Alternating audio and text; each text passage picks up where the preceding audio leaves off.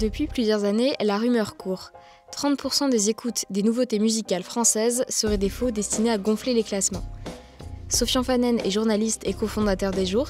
Dans cette 5e saison de la fête du stream, intitulée La fête du fake stream, il revient sur les techniques de triche dans le monde de la musique.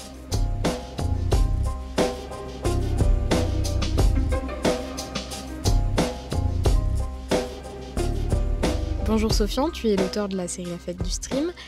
Est-ce que pour commencer, tu peux nous raconter un peu comment est née cette série, comment t'es venue l'idée ?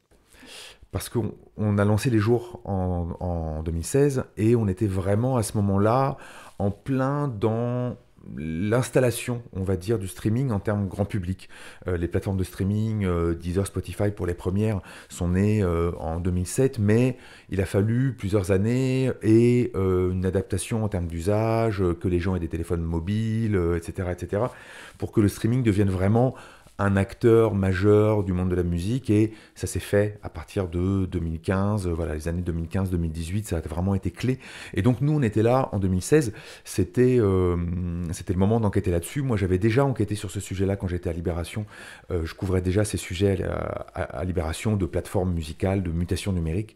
Et donc j'ai continué sur les Jours avec cette enquête qui est unique parce que on est les seuls à avoir suivi vraiment tout le déploiement de cette nouvelle économie et tout ce que ça peut changer, parce que le streaming a changé le moindre recoin du monde de la musique jusqu'au monde du live. La fête du stream, c'est aussi une série qui est très dense puisqu'il y a 5 saisons. Pourquoi est-ce qu'il y a autant de choses à raconter sur le sujet ? Ce qui est intéressant, c'est de dire que la révolution du streaming qu'on est en train de vivre, du côté des auditeurs, de nous, du côté des artistes, du côté des maisons de disques, du côté de tous les acteurs du secteur de la musique et vraiment jusqu'à la scène, c'est une révolution qui est, si on intègre toute la révolution du numérique, on va dire, le téléchargement, Napster, toutes les années 2000, le piratage, etc., c'est d'une magnitude équivalente à la naissance début 20e de la musique enregistrée et de la radio. À peu près à 20 ans d'écart, on a eu la musique enregistrée qui a conquis le grand public et la radio qui débarque. Changement de vie, changement culturel, changement d'époque pour les gens à l'époque. Et on est en train de vivre quelque chose de la même magnitude. Donc c'est ça qu'on raconte en fait dans La fête du stream. Et c'est pour ça que c'est intéressant de continuer. Parce que la mutation, elle est encore en cours. Le streaming, c'est encore relativement jeune. Je disais, c'est 2015 pour le grand public, c'est il y a à peine 7 ans. Donc on est encore au début de tout ça. Il y a encore plein de débats sur le partage de l'argent, sur la recommandation de la musique, les algorithmes qui sont des boîtes noires. Donc c'est pas achevé. Et donc c'est vraiment intéressant de pouvoir suivre ça sur le long terme, et il n'y a vraiment que les Jours qui permettent ça. Et donc là, tu viens d'entamer une nouvelle saison. Qu'est-ce qui t'a décidé à réouvrir le dossier en fait ? En fait, cette enquête, j'ai repris ce sujet de la manipulation des streams. C'est un sujet sur lequel j'avais déjà enquêté en 2018, donc c'est vraiment un serpent de mer dans le monde de la musique, en France et partout dans le monde, mais en France on en parle beaucoup. Moi je suis un peu lassé du sujet, j'en ai un peu marre de ce sujet, parce que ça revient tout le temps, et je l'ai repris en me disant ça va encore être la même chose, parce qu'il y a une grosse part de fantasmes, il y a une grosse part de légendes urbaines, de faux streams qui n'en sont pas, etc. Et en fait, en enquêtant là pour ce sujet-là, pour ce retour, là j'ai bien vu par contre qu'il y avait un changement d'époque et que quelque chose qui était un problème, mais un problème un peu noyé, un peu l'un des interlocuteurs dans la série dit je pensais que c'était un truc de loser, c'était un peu ça, c'était un peu un truc d'artiste qui veut se faire voir. Et aujourd'hui c'est devenu un système pour des artistes en vue, pour des artistes qui ont des vrais fans et qui ont des vrais streams, mais qui en rajoutent parce qu'il y a une pression de la réussite, parce qu'il y a des égos, parce qu'il ne faut pas se rater, etc., etc. Et donc, c'était vraiment utile de revenir, de refouiller un petit peu, de recreuser, de revenir sur ce sujet. Et ça aussi, c'est un truc des Jours, de pouvoir ne pas lâcher un sujet, revenir dessus, reprendre l'enquête quelques années après. Voilà, et je suis assez content de pouvoir faire une nouvelle série d'articles spécifiquement sur cette question de la manipulation des streams, parce qu'on n'en est toujours pas sorti. Et quand tu as commencé toute cette série il y a plusieurs années, comment est-ce que tu as commencé ? Quel a été ton point de départ ? En fait, la fête du stream, ça commence, pour moi, ce qui est le plus intéressant à la fin, c'est l'auditeur. C'est vraiment nous, devant notre écran et avec notre casque sur les oreilles ou devant nos enceintes, qu'est-ce que ça fait de nous en tant qu'auditeur? Qu'est-ce que ça change pour nous en tant qu'auditeur? Comment on découvre la musique?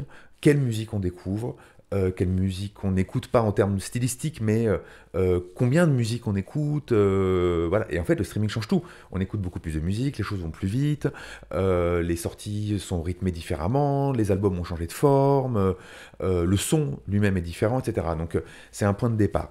C'est vraiment mon expérience en tant qu'auditeur qui est le point de départ et en tant que fan de musique en plus. Donc, après, j'essaye, enfin, je fais très attention à pas me considérer comme un auditeur lambda dans le sens où je passe mes journées à écouter de la musique et c'est ma passion numéro un avant de journalisme, c'est quand même d'écouter de la musique.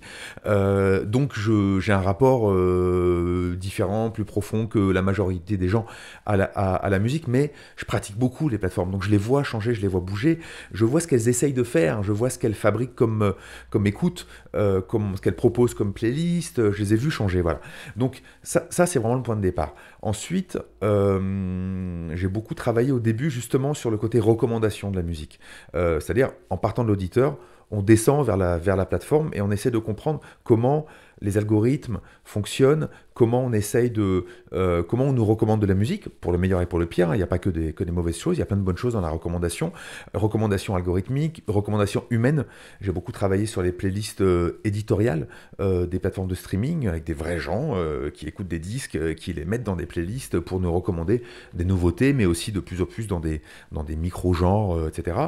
Au début, j'ai beaucoup travaillé également sur tout le monde ce qu'on appelle les playlists de mood, playlists d'ambiance, et cette façon qu'a encore le streaming, de vouloir fabriquer une écoute continue, une écoute sans fin, et cette idée de dire que toute musique devient potentiellement un accompagnement de notre journée, et cette idée des plateformes de streaming de rythmer la journée de leurs abonnés, de leurs auditeurs. Et après, on a vraiment déployé les sujets, notamment un des sujets qui a été super important à traiter et qui raconte beaucoup de choses, c'était la prise de pouvoir du rap. Comment le rap a utilisé le streaming mieux que toute autre musique pour prendre sa revanche sur un monde de la musique qui l'a toujours maltraité. Le monde entier de la musique derrière est recomposé à partir de ce que le rap a montré à tout le monde, et comment aujourd'hui même la variété, la chanson, etc., même la pop se sert de ce défrichage-là. Donc là, pour ton enquête sur l'effet stream, t'as eu affaire à pas mal d'interlocuteurs. Comment est-ce que tu les convaincs de parler, alors qu'a priori, le sujet d'effet stream, c'est quand même pas très reluisant pour l'industrie musicale? Le monde de la musique, c'est un monde qui n'a pas l'habitude qu'on lui parle, parce que dans quasiment tous les médias, la musique, c'est loisir.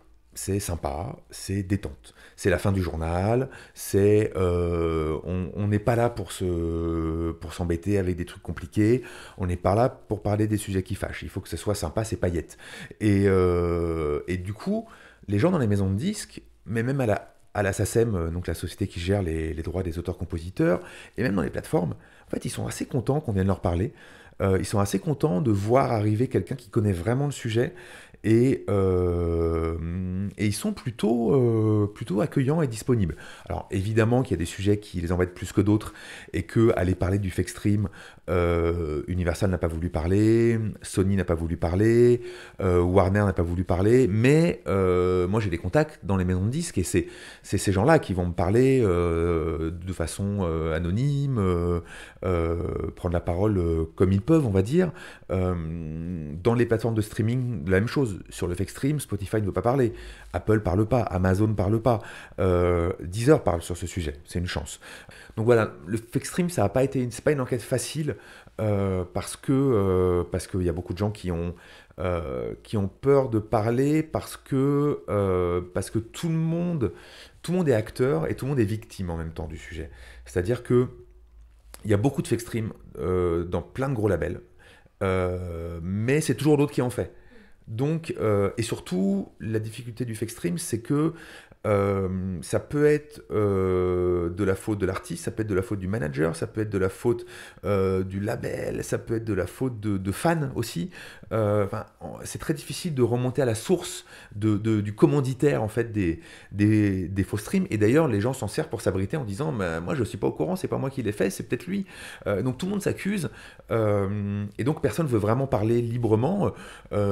Certains parlent librement. J'étais surpris de voir Mercus, Mehdi Gebli, qui est le manager de Vald et d'autres artistes, qui est quelqu'un qui a une place assez centrale dans le rap aujourd'hui, dans la musique en France aujourd'hui, et qui m'a dit non, mais moi je parle visage découvert, tu mets mon nom, moi je parle, quand je dis un truc, c'est ce que j'ai à dire, j'assume, etc.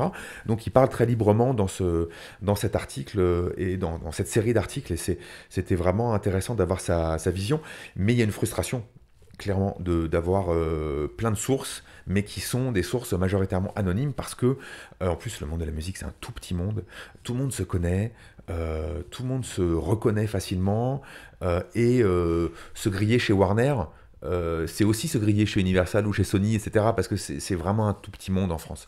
Donc voilà, c'est difficile, mais il y a une volonté de faire sortir des choses en ce moment.